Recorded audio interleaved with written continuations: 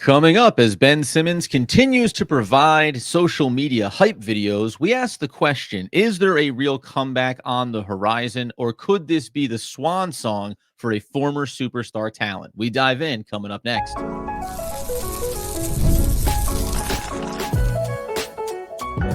You are Locked On Nets, your daily Brooklyn Nets podcast. Part of the Locked On Podcast Network, your team every day. Yes, my friends, it is the Locked On Nets podcast right here on the Locked On Podcast Network. It's your team, the Brooklyn Nets, every single day. Over there is the returning Doug Norrie. I'm Adam Armbrecht. We thank you, as always, for making us your first listen of the day. We're 100% free on all those great platforms. And let you know, today's episode is brought to you by Gametime. Download the Gametime app, create an account, and use promo code LOCKEDONNBA for $20 off your first purchase. Terms do apply, Doug. And while we are going to dive in on Ben Simmons and all the familiar feelings coming out of the summertime before an NBA season starts, feel free to take a lap, buddy. I mean, people missed you. Oh, how could they not? You know, back and rip roaring, ready to go. Nets don't have any news. That doesn't matter. We're gonna roll through this whole week and just do a full slate of episodes. That's how we're gonna do all summer long. And how could we not get going here on Ben Simmons? Because when there's a social media post with Ben Simmons, it means it's time to dial up the excitement once again. But like, just to get away from being tongue in cheek, I'll say this. I did a spot on the Josh Lloyd's Locked On Fantasy Basketball podcast two nights ago, or last night, and I put Simmons down as like one of the most interesting storylines of the season for the Nets, simply because the range of outcomes is so wide, and maybe the widest we've ever seen like in history for a guy his age. And I think it's going to be fascinating going into the season, thinking about just like how good it could be and how much it might be over. Like literally everything's on the table for Simmons going into this year. And that's the weird part about it, because when you see another, again, Instagram post working out, hyping himself up, we've seen this in years past. And I wonder how much of it is relative to the Brooklyn Nets and to the Nets fan base when you think about, well, whatever went on in Philadelphia, he was a player there once upon a time. Since coming to Brooklyn, it's been a much different perspective. And when you talk about that range of outcomes, well, he could be 100% healthy, come in and be named in the starting rotation for the Brooklyn Nets. Yeah. He could be a guy that comes off the bench because they're in the rebuild. He could be a guy, however little we think it's possible, that plays incredibly well for the first half of the season. And we at least have the talking or discussion point of, is a team interested in Ben Simmons? And then there's the final year of the contract, going to next offseason, teams maybe taking a flyer on him. But all of these things live in what feels like a jar of marbles. Reach your hands in, pull one out, and go, oh, what did we get? And by and large, you'd have to say the sample size, since being in Brooklyn, obviously would point the needle more towards is not going to be able to stay healthy, can't be counted on as a contributor. And this isn't a knock on him for being injured. And ultimately starts to lead to the broader question that you thought about coming in, which was, is this potentially the last time that we see Ben Simmons if it goes the familiar way that it has in recent years? Yeah, see, that's the most interesting thing, right? So let's go like a little negative here first. Just because that's where honestly it's you have to kind of start there, because that's the way the last few seasons have gone, right? Like, they've gone not well for him. And if you had to make a bet with your life right now around like where Ben Simmons like would go, you have to often, examine the things that have happened most recently related to injuries, and just sort of like, how much he's been able to even play. 12 games last year, 33 the year before, 0 the year before that. We've been ad nauseum on this. Everyone's be like, well, part of that was the Sixers thing, and he sat out again for the millionth time. That is more relevant to some degree than the injuries, right? Because when you're willing to sit out for non-injury related things and injury related things, that just widens the gap there on being super positive about the guy playing. On the negative part, it is not, to me, wild to think that this could be Ben Simmons' last season in the NBA. I don't think it's likely, but I think it's on the table in a way that we do not often discuss with 28-year-old former All-NBA, Defensive Player of the Year type, superstar level guys. Not too long ago, we just don't really have conversations like, hey, could this be it? It might be. Yeah.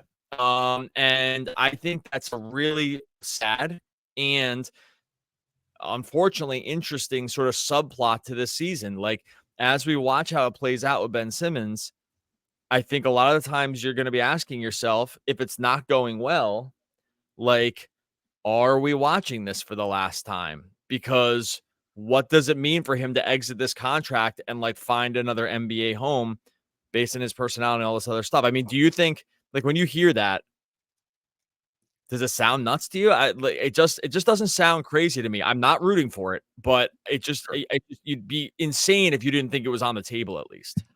I think that to me, the most interesting factor in that is probably, and this, I don't know if I should put this in the knock on Ben Simmons category or not, but the idea that no matter how this season goes, and this is true of all superstar talents or high level athletes, they don't perceive it to ever be the point where they can't still do the thing.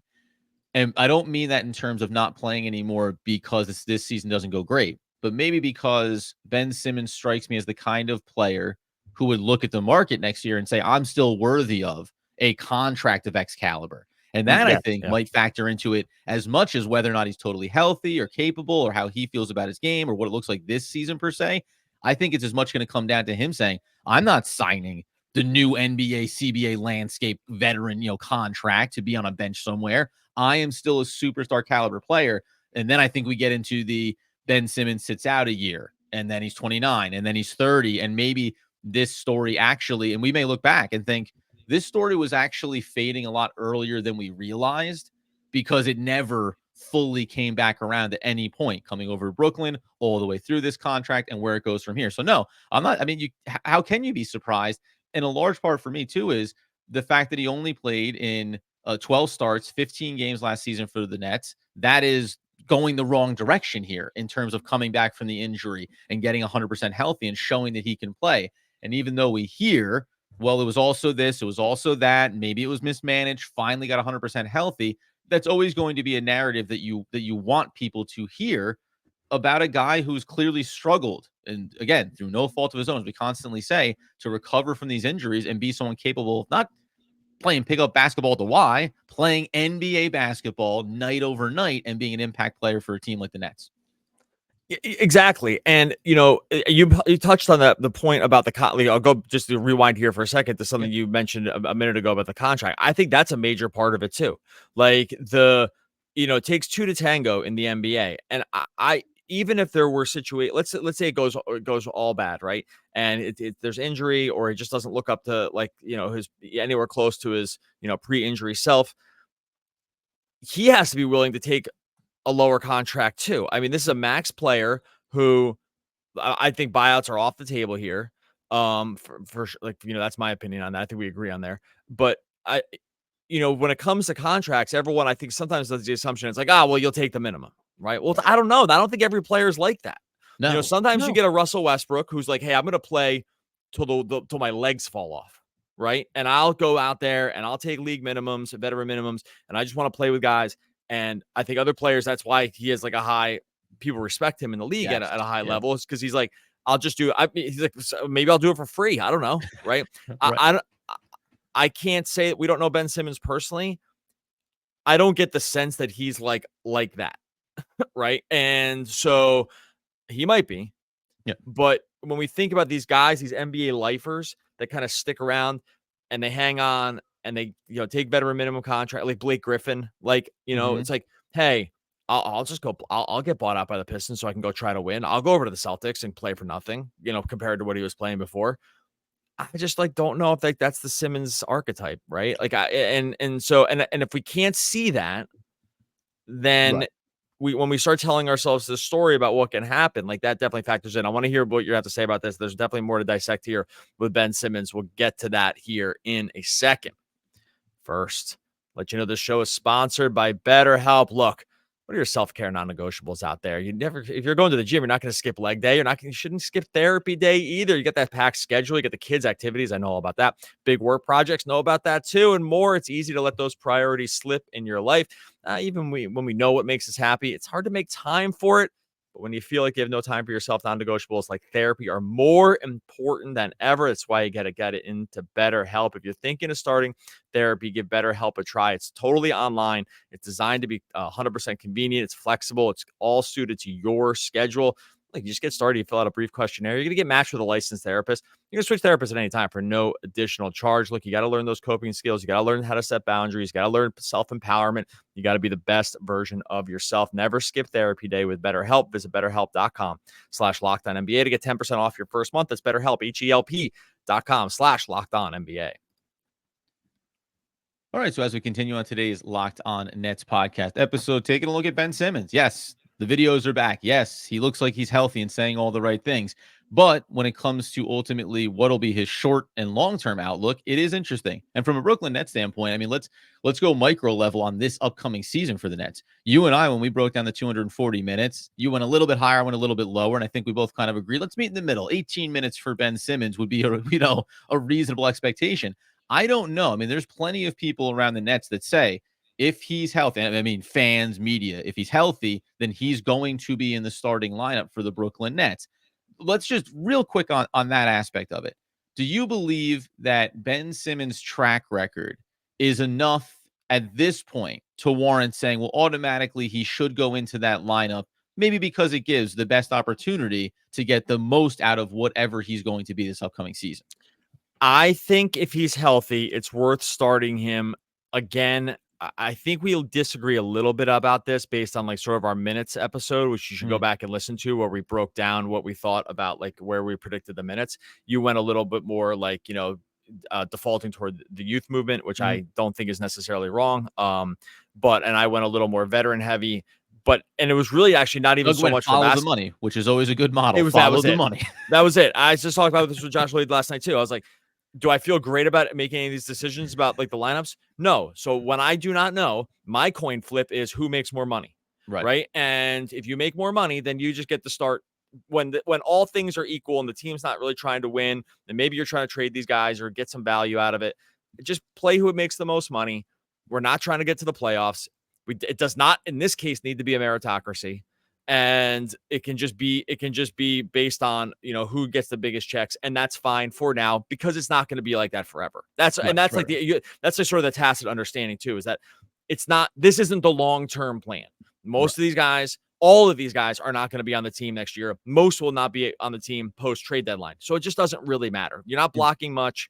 There's plenty of minutes. So anyway, when I put Ben Simmons in the starting lineup, it wasn't this is a great fit. He's like the best version of like the starting lineup. Him and Claxton will work this time. I'm not going to make any of those cases. It's all a bad fit. I think he's a great fit with Cam Thomas, by the way, when he's at his best self. But in general, everything else is kind of like a bad fit. Like he's a bad fit with Schroeder. Like it's all kind of bad. Yeah. But he makes $40 million, and you'd love to see him get rehab some value. Yeah. And you love him to be the best version of himself. And I think that is the only reason. It's not really a basketball reason. No, and I from that standpoint, like, I can appreciate that perspective on it. I think too, he's the one player, like you mentioned, if you mention a guy like Cam Johnson, I say, hey, he makes a lot of money. You gave him a contract, even if you ultimately want to trade him. He's a veteran, he's experienced, there's status. It matters how you treat players like this around the NBA. But unlike for Ben Simmons, who maybe, even as you mentioned before, a guy like Russell Westbrook, who has all this seemingly internal respect among players in the NBA, even if from the outside people will drag the state of his game at times.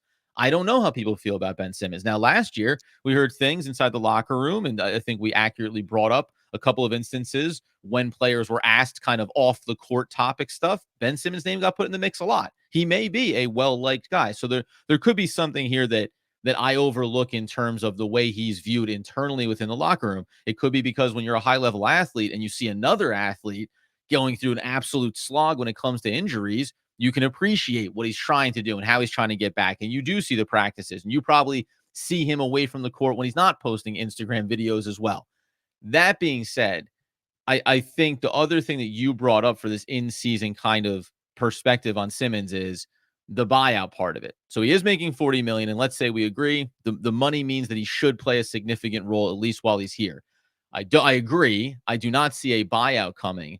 But then the real question becomes, when you say start Ben Simmons because the money is there any chance that we think Ben Simmons can do enough where any team is going to say halfway through the year, I'm not coming to the table for this guy for next offseason on an actual contract negotiation, but I'll come in for a half season buy, because guess what? If he doesn't work out, he doesn't work out. There's no pressure on me, buying team, to take him on and then also feel compelled to start him, to keep him in the rotation, to use him in the playoffs or anything like that. But on the off chance that he shows something, then all of a sudden, maybe I just get this little half-year rental, and then I definitely don't bring it back again, because the risk is never going to be worth the reward. I think he would have. Okay, so there's two problems with this, right? I think he would have to be so great. I think he'd have to be so great for any team to even be willing to take the risk. And I'm talking like 100% healthy all through the trade deadline, looking like his past self. Like, he would have to do that. And I think that's like, can he be 2022, 23 Ben Simmons with the Nets? He's playing 20. I mean, take away up and down or injuries or anything, but 26 minutes a game, giving you six assists per game, giving you rebound, over 6 rebounds, and we the shooting is what it is. But I mean, if he's doing that and he hasn't had any major injury setbacks and he looks 100% healthy, then yeah, I think there's like a world. Now, remember that contract is also such an albatross that it's not like you can just ship him out. No, you have to find another team that has somebody they don't plan on bringing back next year, and all those, or they just have terrible money on the books, and like they're going to ship a pick with it and make it match. It's like, we throw out like, okay, well, the Bulls trade Zach LaVine. Okay, well, the Nets aren't going to want that, because they're not going to want Zach LaVine on the books for $50 million or whatever for the next couple of years. So I don't think those are. So I think there's like two problematic pieces here. It's one, his track record means he would have to like you said, go back to those all NBA level numbers. Yeah. And stay totally healthy. And you have to find a team that has the money to match, who wants to take the risk. So I just don't, it's just so much to ask for when it comes to trading him. It was a little different when it was like when they, another team could dump their own bad salary along with picks. And I'm not even sure the Nets want to do that. They're going to have so many guys coming in the door here in the next couple of years in terms of draft picks.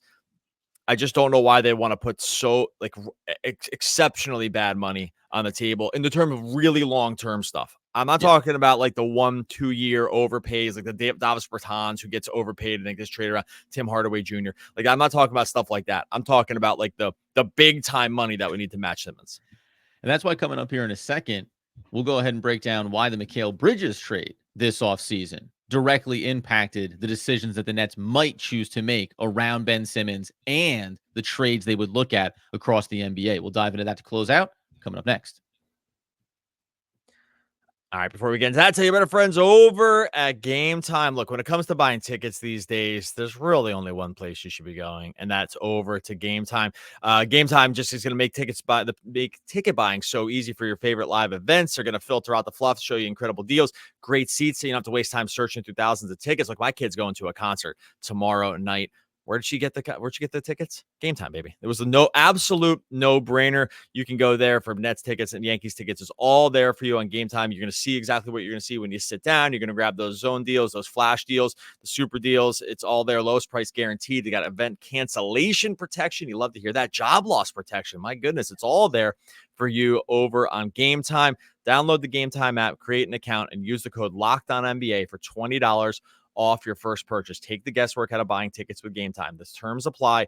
Again, create an account, redeem that code LOCKEDONNBA for $20 off. Download Gametime today. Last minute tickets, lowest prices guaranteed.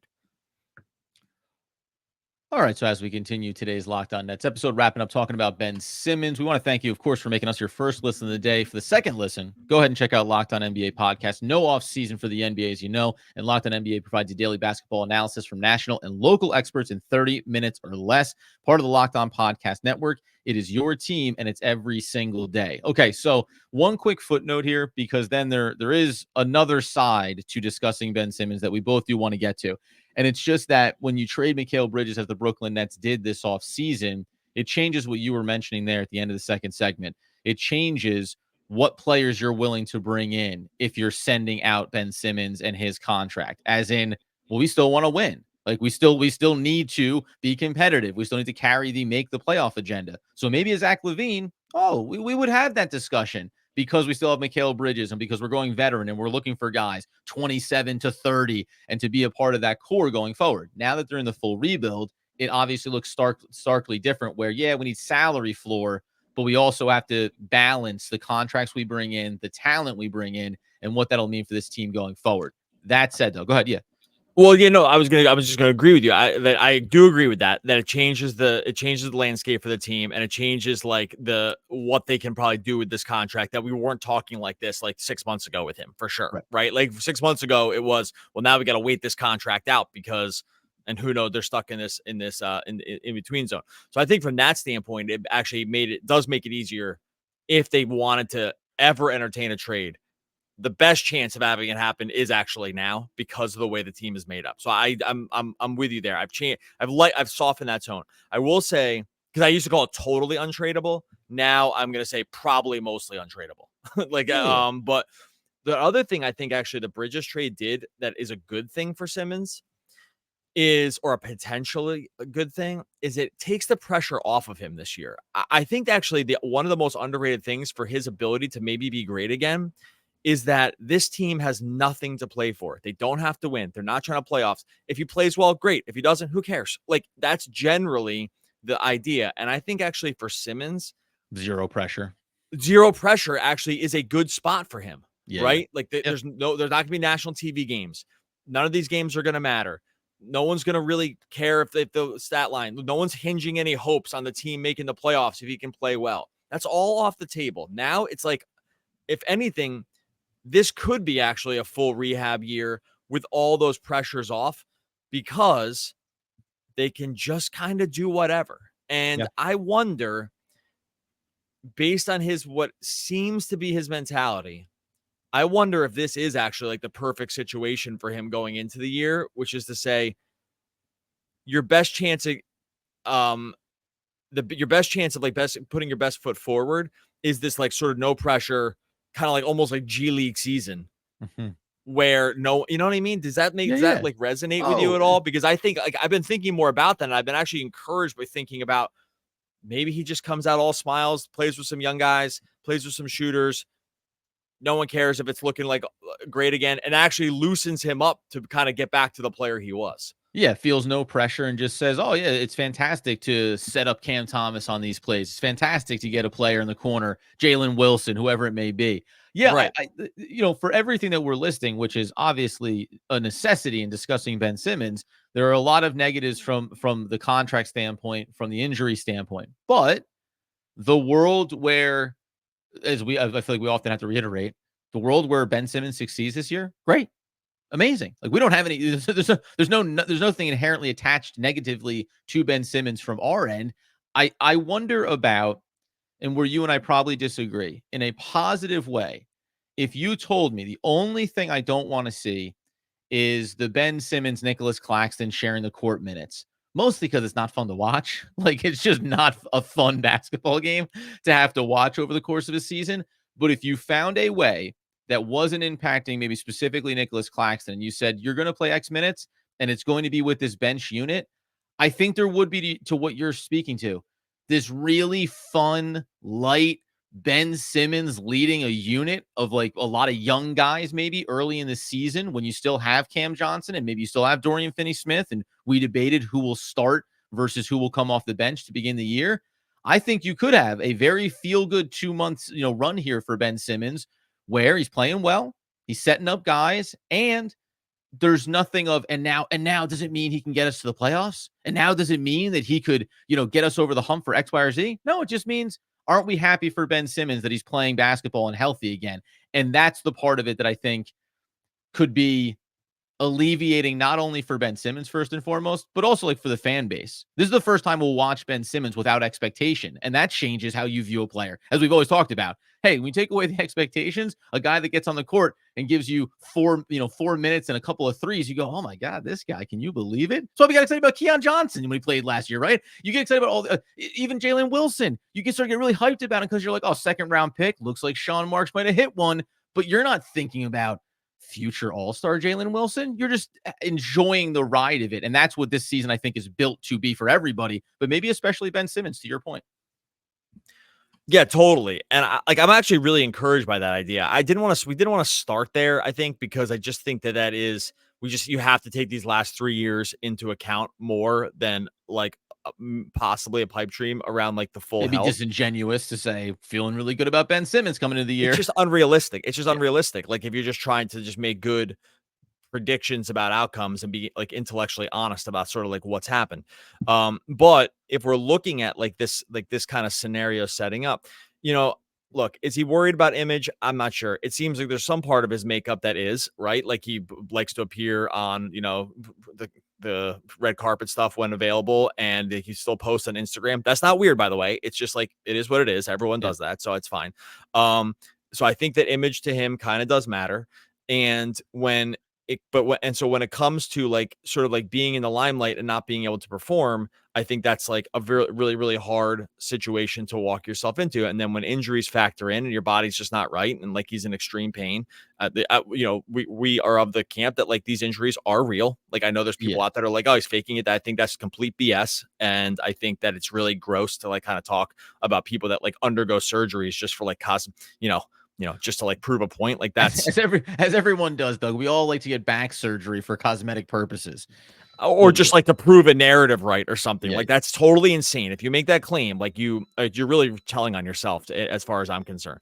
But so when it comes to Simmons, though, I do think those other things do matter to him. So when you walk into a situation, it's like, hey, look, if I can play in Brooklyn, I can lead this team, I can rehab some of my value, I can know that the wins and losses aren't going to really matter. I can play maybe limited minutes from night to night, and just kind of, or I could just go out there and run and gun and do the things that like really made him one of the best players in the NBA for a while. Right. Like those are the things that really helped. He hit a massive roadblock between, I think some mental stuff by his own admission and physical stuff.